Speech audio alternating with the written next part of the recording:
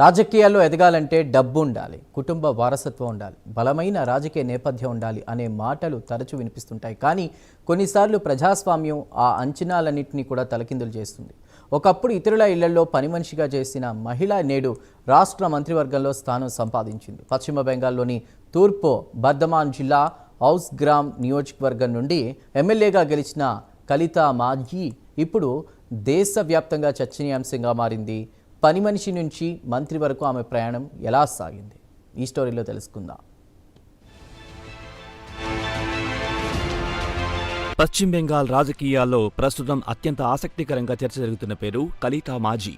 తూర్పు బర్ధమాన్ జిల్లాలోని house gram assembly నియోజకవర్గం నుంచి ఎమ్మెల్యేగా గెలిచి ఆమె తాజాగా రాష్ట్ర మంత్రివర్గంలో చోటు దక్కించుకుంది. మంత్రి పదవి అనేది చాలా మందికి జీవితకాల రాజకీయ ప్రయాణం తర్వాత కూడా అందని అవకాశంగా మిగిలిపోతుంది. కానీ కలితా మాజీ కథ మాత్రం భిన్నం. ఎందుకంటే ఆమె రాజకీయాల్లో వచ్చినప్పటి నుంచి మంత్రి పదవి వరకు చేరుకున్న ప్రయాణం సాధారణ రాజకీయ నాయకుల కథలా లేదు. గృహ సహాయకురాలిగా పనిచేస్తూ కుటుంబాన్ని పోషించిన మహిళ రాష్ట్ర పరిపాలనలో భాగమవడం వెనుక ఎన్నో సంవత్సరాల పోరాటం ఉంది. కలితా జీవితాన్ని అర్థం చేసుకోవాలంటే ఆమె రాజకీయాల్లో రాకముందు పరిస్థితులు తెలుసుకోవాలి. వివాహం తర్వాత కుటుంబ ఆర్థిక అవసరాల కోసం ఇతరుల ఇళ్లల్లో పనిచేసింది. ప్రతిరోజు శ్రమించి సంపాదించిన డబ్బుతోనే కుటుంబాన్ని నడిపేది. రాజకీయాలు, పదవులు, అధికారాలు ఆమె జీవితానికి చాలా దూరంగా ఉండేవి. రోజువారీ జీవితమే పెద్ద పోరాటంగా ఉండేది. అయితే జీవితంలో ఎప్పుడో ఒక సమయంలో ఆమె దృష్టి ప్రజా జీవితంపై పడింది. సమాజం కోసం పనిచేయాలనే ఆలోచన క్రమంగా బలపడింది. అది ఆమె జీవితాన్ని పూర్తిగా మార్చేసింది. 2014వ సంవత్సరం కలితా జీవితంలో కీలక మలుపుగా నిలిచింది. రాజకీయాలపై ఆసక్తి పెరగడంతో బీజేపీ కార్యకలాపాల వైపు ఆకర్షితురాలయ్యింది. మొదట బూత్ స్థాయి కార్యకర్తగా పార్టీ కోసం పనిచేయడం ప్రారంభించింది. ఆ సమయంలో ఆమెకు పెద్ద పదవులపై ఆశలు లేవు. ప్రజల మధ్య ఉండి పార్టీ కార్యక్రమాలు నిర్వహించడం, స్థానిక సమస్యలను తెలుసుకోవడం, కార్యకర్తలను సమన్వయం చేయడం వంటి పనులు చేసేది. గ్రామస్థాయి నుంచి ప్రారంభమైన రాజకీయ ప్రయాణం క్రమంగా నాయకత్వ బాధ్యత వరకు తీసుకెళ్లింది. ఆమె పనితీరును గమనించిన పార్టీ నాయకత్వం మరిన్ని బాధ్యతలు అప్పగించింది. అదే ఆమెను స్థానిక స్థాయిలో గుర్తింపు పొందిన నాయకురాలిగా నిలబెట్టింది.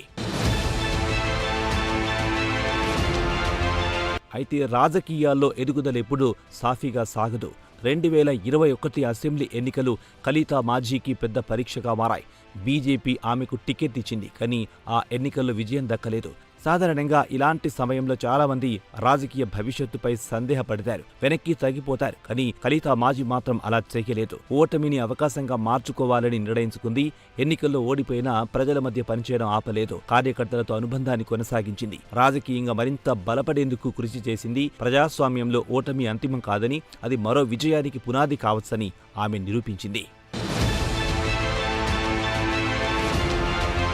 2021 ఎన్నికల తర్వాత బెంగాల్ రాజకీయాల్లో ఉద్రిక్త పరిస్థితులు నెలకొన్నాయి. పలు ప్రాంతాల్లో రాజకీయ ఘర్షణలు, కార్యకర్తలపై ఒత్తిళ్లు, పార్టీ కార్యకలాపాలపై ప్రభావం కనిపించింది. ఈ పరిస్థితులను కలితా కూడా ఎదుర్కొంది. అయితే ఇబ్బందులు ఆమెను వెనక్కి నెట్టలేదు, మరింత బలంగా నిలబడేలా చేశాయి.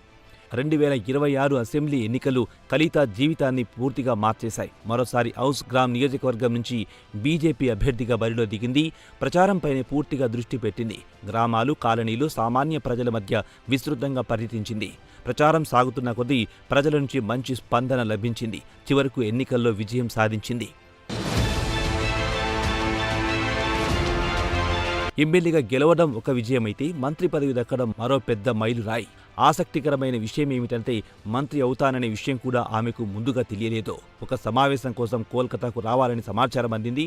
మరుసటి రోజు ఉదయం అక్కడికి చేరుకున్న తర్వాతే మంత్రిగా ప్రమాణ స్వీకారం చేయబోతున్నారని తెలుసుకుంది. ఆ క్షణం ఆమె జీవితంలో అత్యంత భావోద్వేగఘట్టంగా మారింది. ఒకప్పుడు పని మనిషిగా జీవనం సాగించిన మహిళ ఇప్పుడు రాష్ట్ర మంత్రివర్గంలో స్థానం సంపాదించిందనే విషయం ఆమెకి నమ్మశక్యంగా అనిపించడం లేదని చెబుతోంది. ఎన్నో సంవత్సరాల కష్టం, పోరాటం, రాజకీయ నిబద్ధతకు అది లభించిన గుర్తింపుగా భావిస్తోంది. కలితా మాజీ కథను కేవలం వ్యక్తిగత విజయంగా మాత్రమే చూడలేం.